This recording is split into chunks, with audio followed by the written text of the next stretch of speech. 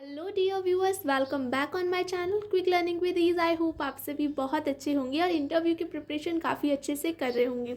आज हमारा जो टॉपिक है वो एनईपी की हम इम्पॉर्टेंट फुल फॉर्म्स करने वाले हैं, क्योंकि आप जानते हैं केवीएस पीआरटी के एग्ज़ाम में भी इससे काफ़ी सारे क्वेश्चन आए हुए थे। फुल फॉर्म्स हमसे पूछी गई थी और इंटरव्यू में भी पूछे जाने के 110% चांसेस हैं कि आपसे वो डायरेक्ट कोई भी एक फुल फॉर्म पूछ सकता है। और आपको वो एक फुल फॉर्म तो आपको इतनी अच्छे से पता होनी चाहिए कि आप उसका तुरंत आंसर कर पाएँ। यहाँ तो आपसे बिल्कुल भी गलती नहीं होनी चाहिए। तो हमने ये जो सबसे ज़्यादा इम्पॉर्टेंट 15 जो कि फुल फॉर्म्स हैं वो मैंने यहाँ पे लिखी हैं।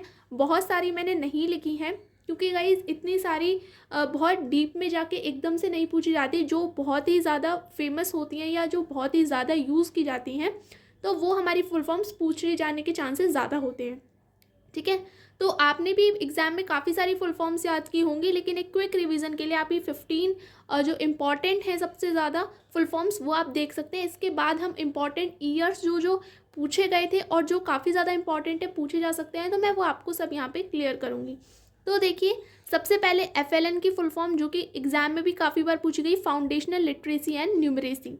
सफल की फुल फॉर्म है structured assessment for analysing learning. NCFSC national curriculum framework for school education. ठीक है, ये अभी अभी आया है तो आप इसे याद रखिएगा। एक NCFECCE भी आया है, जो कि national curriculum framework for early childhood and care education का है। ठीक है, इसके बाद निपुण निपुण को तो आप बहुत अच्छे से याद रखिएगा, क्योंकि ये तो आपसे सीधा डायरेक्ट क्वेश्चन पूछ सकते हैं कि निपुण की फुल फॉर्म बताइए, दीक्षा की फुल फॉर्म बताइए। ये तो सबसे ज़्यादा फेमस है। तो national initiative for proficiency in reading with understanding and numeracy. Okay, next है दीक्षा, तो digital infrastructure for knowledge sharing. NCTE national council for teacher education. Cab की फुल फॉर्म काफ़ी ज़्यादा, जब हम एनईपी पढ़ते हैं इसका डॉक्यूमेंट, तो ये वाला जो फुल फॉर्म है ये काफ़ी ज़्यादा बीच में आता है, तो ये आपसे पूछा जा सकता है। इसका है central advisory board of education. NROER national repository of open education resources. ABC ये भी बीच में पूछा गया हायर एजुकेशन में, कि जब हम किसी और इंस्टीट्यूशन में एडमिशन लेते हैं तो वहाँ पे हमारे क्रेडिट्स ऐड होंगे, तो इसकी फुल फॉर्म है academic bank credit. CBCS choice based credit system, यहाँ इसकी भी बात की गई है। PFMS public financial management system.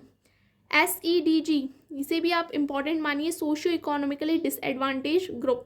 UDISE unified district information system for education. BITE block institute of teacher education. ISL Indian sign language, ये भी अभी अभी फेमस हुई है। तो ये आपकी जो सबसे ज़्यादा इंपॉर्टेंट थी, ये मैंने आपके साथ डेफिनेशन से शेयर कर ली हैं। इसके बाद हम थोड़े इंपॉर्टेंट ईयर देख लेते हैं। तो ये है हमारे इंपॉर्टेंट ईयर जो कि हमसे पूछे भी गए हैं। तो देखिए, एफएलएन का लक्ष्य क्या रखा गया है, 2026-27 रखा गया है। ये एग्जाम में भी पूछा गया था। एनईपी कब लॉन्च हुआ है, 29 जुलाई 2020 को ये लॉन्च हुआ है। और एनईपी की full form national education policy है।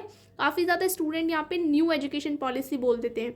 मनोदर्पण कब लॉन्च हुआ है, तो ये 21 जुलाई 2020 को लॉन्च हुआ है। ये एग्जाम में पूछा गया क्वेश्चन है।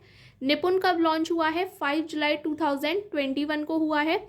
इसके बाद सफल कब लॉन्च हुआ है, तो ये 29 जुलाई 2021 को लॉन्च हुआ है।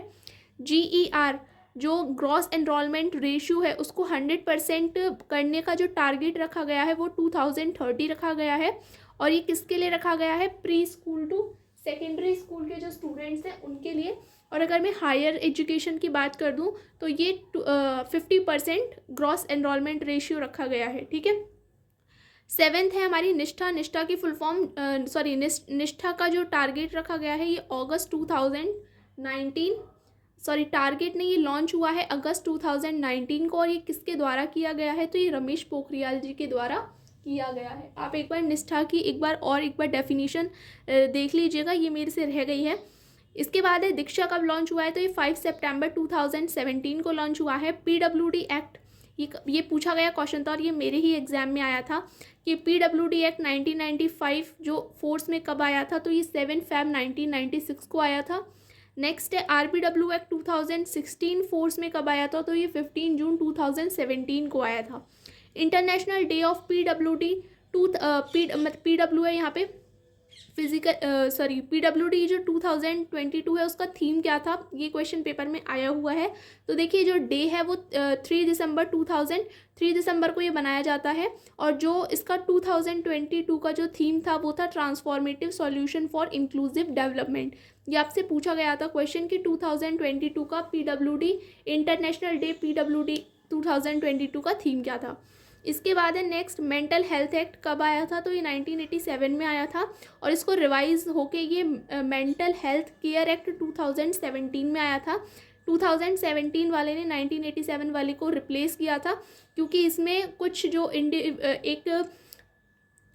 जो लोगों के उनके राइट्स होते हैं उनके बारे में ठीक से नहीं बताया गया था, तो वो 2017 ने रिप्लेस किया था।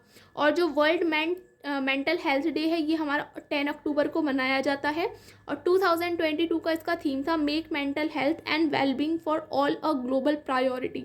तो ये आपके ज़्यादा इंपॉर्टेंट जो आपकी डेट्स थी, ईयर्स थे, और जो इम्पॉर्टेंट फुल फॉर्म्स थी वो मैंने इस वीडियो में कवर की हैं, और आगे भी आपको इसी तरह की इन्फॉर्मेटिव वीडियोस मिलती रहेंगी। अगर आप मेरे चैनल पे नए हैं तो चैनल को सब्सक्राइब कर सकते हैं। Thank you.